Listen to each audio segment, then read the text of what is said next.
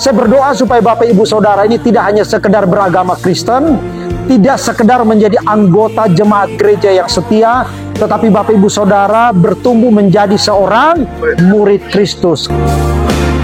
Dari dalam lubuk hatiku, ku sujud dan berterima kasih. Terpujilah Tuhan Yesus, ditinggikan di atas pujian. Oh, dari dalam lubuk hatiku, ku sujud dan berterima kasih. Mari sama-sama Bapak Ibu Saudaraku buka Alkitab kita di dalam kitab Pengkhotbah pasal yang ke-12 ayat yang ke-13.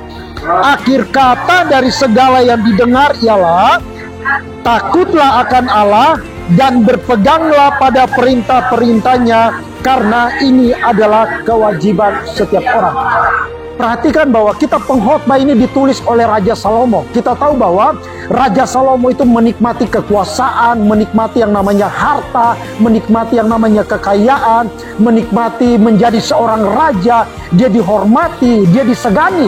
Tapi pada akhirnya Raja Salomo berkata bahwa akhir kata dari semua yang kita dengar tentang Salomo, tentang kemegahan, kekuasaan, kehebatan, hikmat yang dimiliki oleh Raja Salomo, ternyata Salomo mau bilang bahwa akhir kata yang kita dengar tentang Salomo adalah hiduplah takut akan Tuhan. Dan yang kedua adalah berpegang kepada perintah. Karena begini, Salomo menyadari bahwa kekayaan bisa menyertai dia. Salomo menyadari bahwa uang bisa menyertai dia. Emas, kerajaan yang begitu hebat bisa menyertai dia. Tetapi hidupnya dia itu akan menjadi sia-sia kalau dia tidak memiliki kesadaran akan penyertaan Allah. Bapak Ibu Saudara, harta, uang, kekayaan yang kita miliki itu bisa menyertai kita, tetapi cuman sesaat. Jadi Salomo mau mengingatkan kita gereja Tuhan, semua yang kita dengar tentang kekuasaan, tentang kehebatan, tentang kekayaan, tentang kemegahan, tentang kerajaan yang begitu hebat, tetapi semuanya itu akan menjadi sia-sia. Dari sini Salomo mau memberitahukan bahwa takut akan Tuhan itu menjadi sesuatu yang sangat prioritas di dalam kehidupan kita. Amin. Dari sini Kaleksi mau simpulkan bahwa definisi takut akan Tuhan itu adalah begini. Kita memiliki kesadaran bahwa ada Allah di dalam hidup kita. Halo. Takut akan Tuhan itu bicara tentang apa? Sebuah kesadaran yang Allah taruh di dalam hati kita. Sekali lagi ya, takut akan Tuhan itu bicara tentang sebuah kesadaran, sama-sama bilang sebuah kesadaran yang Allah taruh di dalam hati kita dengan tujuan supaya kita menghormati kehadiran Allah. Amin. Jadi takut akan Allah, takut akan Tuhan itu adalah begini, bahwa Tuhan menaruh kesadaran di dalam setiap hati kita dengan tujuan supaya kita menghargai dan menghormati kehadiran Allah. Menghargai dan menghormati penyertaan Allah di dalam kehidupan kita. Bagi seorang murid Kristus, memiliki kesadaran tentang kehadiran Allah itu sangatlah prioritas. Makanya tadi saya bilang bahwa lebih dari sekedar kita beragama Kristen, lebih daripada sekedar kita menjadi anggota jemaat sebuah gereja, lebih daripada itu kita harus bertumbuh menjadi seorang murid Kristus. Nah, kalau seorang murid Kristus, dia harus memiliki kesadaran bahwa ada Allah di dalam hidupnya. Dia harus memiliki kesadaran bahwa penyertaan Allah itu sungguh nyata di dalam hidupnya. Ciri-ciri seorang murid Kristus yang disertai oleh Allah. Sama-sama buka Alkitab di dalam kitab Kejadian pasal yang ke-39. Di dalam waktu-waktu kita, milikilah kesadaran akan penyertaan Allah. Milikilah kesadaran tentang kehadiran Allah. Itu jauh lebih berharga, jauh lebih penting dari apapun juga. Nah, kalau kita memiliki kesadaran tentang penyertaan Allah, tentang kehadiran Allah, ini ciri-cirinya. Yang pertama, mari sama-sama buka di dalam kitab Kejadian pasal yang ke-39 ayat yang ke-9. Ini ciri khas seorang murid Kristus yang memiliki kesadaran tentang kehadiran Allah di dalam hidupnya. Ciri-ciri seorang murid Kristus yang memiliki apa?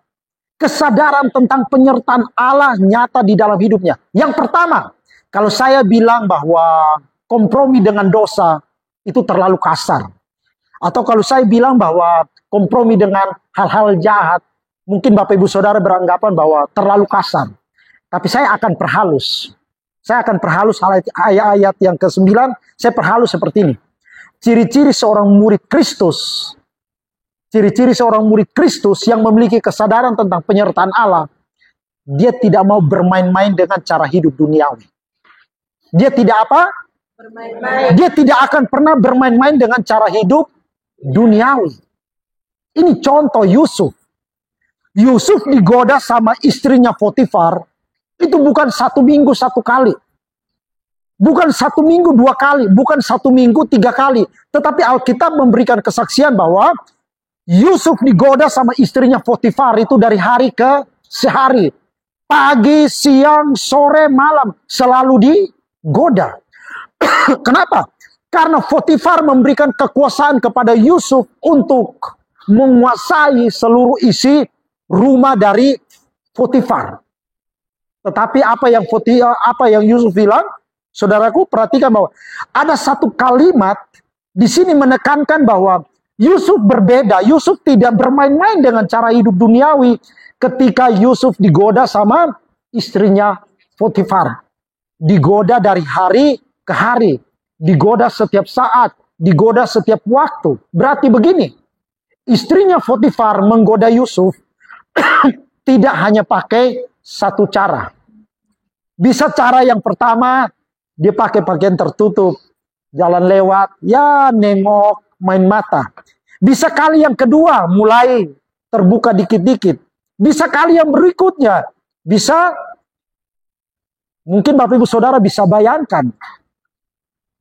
Yusuf digoda berkali-kali. Tetapi apa yang membuktikan Yusuf tetap bertahan? Karena Yusuf memiliki kesadaran bahwa ada Tuhan bersama dia. Yusuf memiliki kesadaran bahwa kehadiran Allah itu memang tidak terlihat, tetapi realitanya nyata ada bersama dia. Kalimatnya di mana? Buktinya di mana? Buktinya itu di bagian C. Yusuf bilang begini. Bagaimana mungkin aku melakukan kejahatan yang besar dan berbuat dosa terhadap Allah? Saudaraku, Allah tidak terlihat. Tetapi Yusuf bilang begini, bagaimana mungkin saya melakukan dosa yang besar ini di hadapan Allah? Dari sini kita bisa simpulkan bahwa Yusuf memiliki kesadaran tentang penyertaan Allah. Yusuf memiliki kesadaran untuk menghargai dan menghormati kehadiran Allah. Yusuf tidak bermain-main dengan cara hidup dunia. Bertumbuh menjadi seorang murid Kristus. Yang paling prioritas di sini adalah kita memiliki sebuah kesadaran bahwa ada Allah bersama kita. Amin. Kehadiran Allah itu sungguhlah sempurna. Makanya saudaraku ingat, waktu Tuhan Yesus sebelum naik ke sorga, dia bilang begini, pergilah dan jadikanlah semua bangsa muridku. Baptislah mereka, bla bla bla bla bla.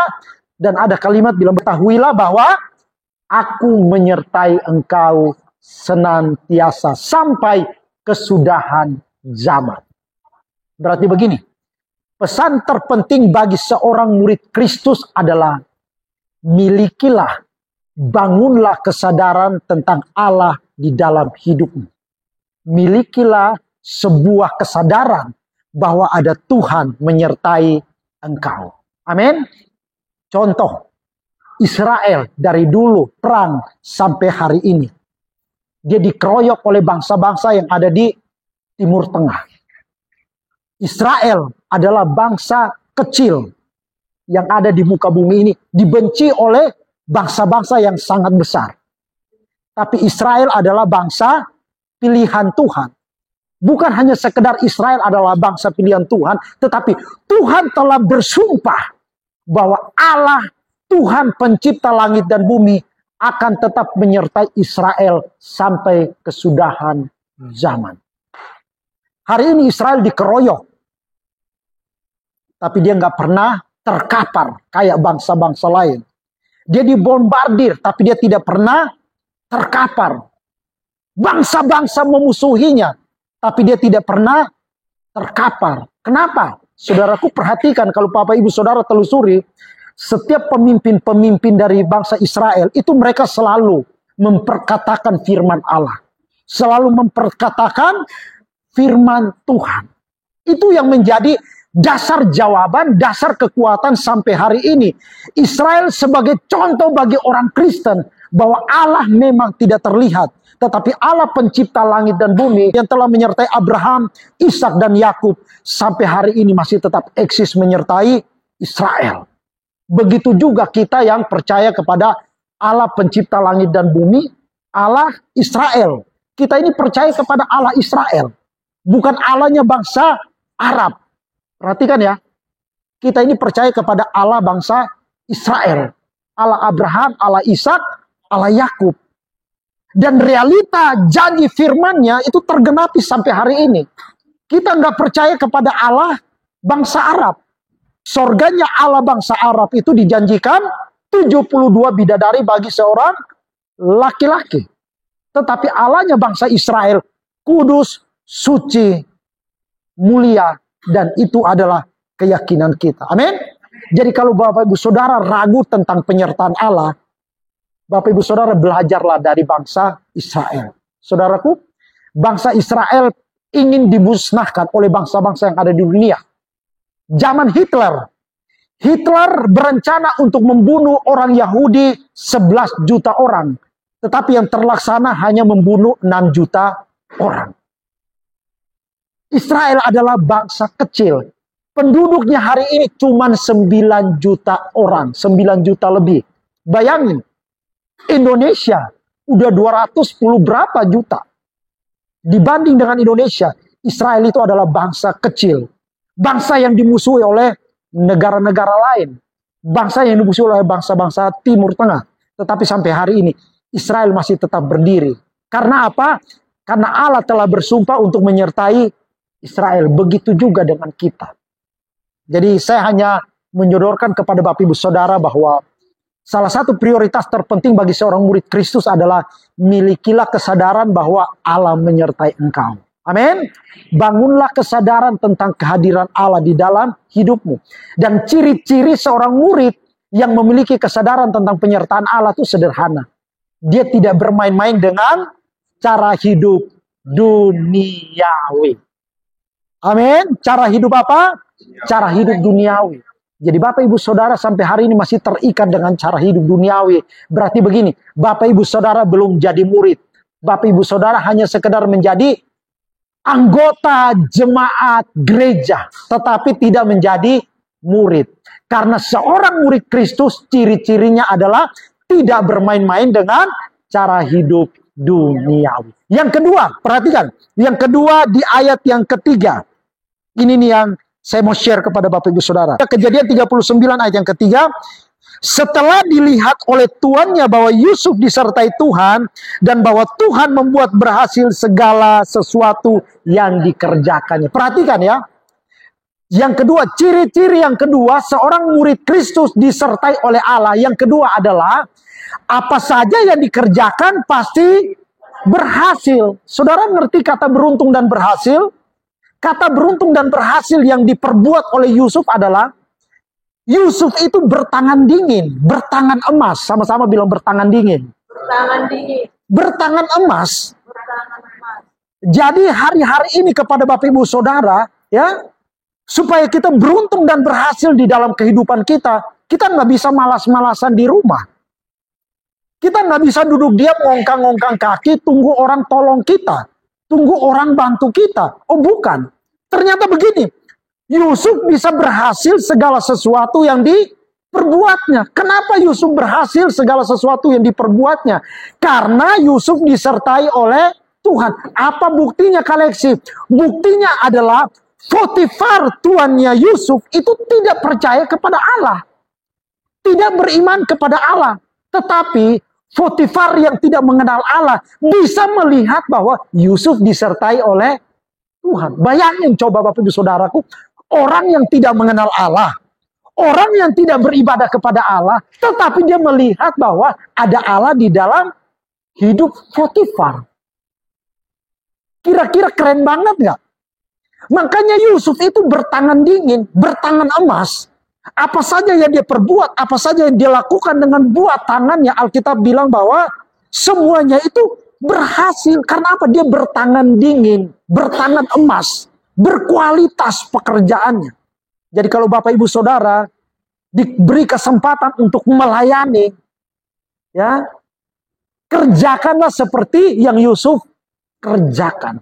Bertangan dingin, bertangan emas, berbobot, berkualitas yang kita kerjakan. Supaya apa? Orang yang tidak percaya kepada Allah, orang yang tidak mengenal Allah, mereka melihat hasil perbuatan kita. Di situ mereka bisa berkata, oh ternyata di dalam diri Papa Jose ada Tuhan ya. Oh ternyata di dalam diri Opung Angel ada Tuhan. Oh ternyata di dalam diri Hilda ada siapa? Ada Tuhan. Kenapa? Karena kita kerjakan sesuatu itu berbobot, berkualitas, bertangan dingin, bertangan emas. Jadi ciri-ciri yang kedua seorang murid Kristus disertai Tuhan adalah apa saja yang dia kerjakan itu selalu berhasil dan beruntung. Saudaraku, berhasil dan beruntung ini bukan berarti bahwa kita tidak diganggu oleh masalah, persoalan, dan pergumulan hidup. Halo, saudaraku, Allah telah berjanji kepada bangsa Israel bahwa Allah sendiri yang akan mengutus bangsa Israel untuk masuk ke tanah perjanjian, tanah Kanaan. Di situ susu dan madu sudah ada. Tetapi perhatikan, berhasil dan beruntung yang dimaksud oleh Allah bukan berarti bahwa bangsa Israel tidak diganggu oleh bangsa-bangsa lain yang ada di padang gurun. Saudaraku, waktu bangsa Israel mereka menuju tanah perjanjian, tanah Kanaan, mereka harus berperang melawan bangsa-bangsa yang ada di padang gurun, termasuk bangsa Amalek, bangsa-bangsa lain. Sampai mereka mau masuk tanah Kanaan pun juga mereka harus berperang untuk melawan bangsa-bangsa yang ada di tanah Kanaan. Jadi berhasil dan beruntung di sini bukan berarti bahwa kita tidak diganggu oleh masalah, persoalan, dan pergumulan hidup. Oh enggak. Berhasil dan beruntung menurut Tuhan itu sangatlah berbeda dengan berhasil dan beruntung menurut manusia. Kalau berhasil dan beruntung menurut manusia adalah kita mencapai apa yang kita inginkan. Kita mencapai apa yang kita rindukan. Tetapi berhasil dan beruntung menurut Tuhan adalah kita berhasil mencapai apa yang Tuhan inginkan. Apa yang Tuhan kehendaki. Jadi berhasil dan beruntung di sini bukan diukur, bukan dilihat dari banyaknya uang, banyaknya materi, punya harta yang banyak, atau berkelimpahan segala sesuatu, aman di dalam segala hal. Oh bukan, tetapi kita berhasil dan beruntung di sini adalah menyelesaikan apa yang Tuhan kehendaki, menyelesaikan apa yang Tuhan inginkan. Makanya waktu lalu saya bilang begini, waktu yang lalu kan saya sudah sampaikan kepada Bapak Ibu Saudara tentang pohon ara. Ternyata begini, kalau kita tidak berbuah, itu akan mendatangkan musibah dan malapetaka. Tetapi kalau kita berbuah, akan mendatangkan apa? Kedamaian, sukacita, kelimpahan. Jadi kalau kita ini orang Kristen, murid Kristus, ya, Yesus angkat di dalam pelayanannya Yesus, waktu Yesus hadir di dunia ini, Yesus angkat dua pohon. Pohon yang pertama adalah anggur. Nah, Yesus bilang bahwa kita ini bukan pohon anggur, tetapi kita ini adalah ranting-ranting dari pohon anggur itu.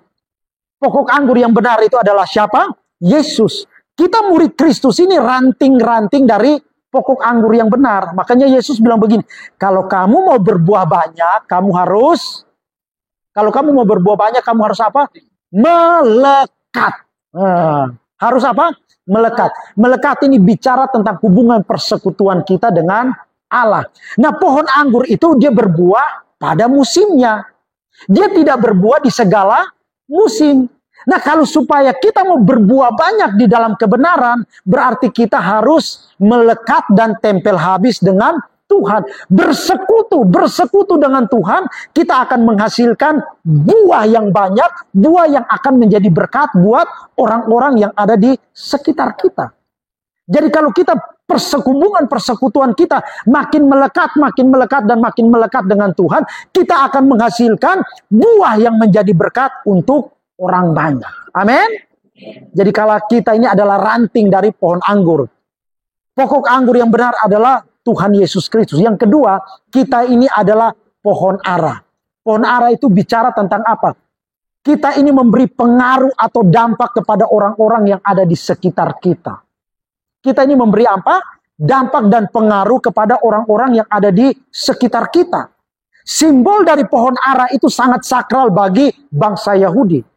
Jadi kalau pohon ara itu tidak berbuah, berarti akan datang bencana, musibah, atau malapetaka. Tetapi kalau pohon ara itu berbuah, berarti akan datang sukacita, kedamaian, dan kelimpahan. Makanya Yesus itu angkat kita orang yang beriman. Ini adalah simbol dari pohon ara. Pohon ara ini tidak seperti pohon anggur. Pohon anggur berbuah pada musimnya, ada musimnya. Tetapi pohon ara itu berbuah kapan saja. Pohon ara itu berbuah kapan saja. Pohon ara itu mau ditanam dimanapun juga, itu dia berbuah kapan saja, menghasilkan buah kapan saja. Nah, waktu Tuhan datang untuk mengambil buah, Tuhan tidak menemukan apa-apa. Makanya Tuhan peringatkan buat kita supaya begini, kita menjadi murid Kristus. Musim berganti musim, peristiwa demi peristiwa selalu datang. Tetapi ingat, kita harus tetap menghasilkan buah. Buah apa? Buah kehidupan yang benar menjadi berkat untuk orang-orang yang ada di sekitar kita. Kalau kita tidak menghasilkan buah yang benar, maaf Bapak Ibu Saudara, hal-hal yang tidak baik, yang buruk, yang negatif akan datang. Itu nggak perlu kita suruh. Itu akan datang sendiri. Tetapi kita menghasilkan buah yang benar, sukacita, ketentraman, damai sejahtera, kelimpahan akan datang. Amin. Jadi menghasilkan buah atau tidak menghasilkan buah, itu sangat menentukan dan sangat mempengaruhi seluruh area kehidupan kita.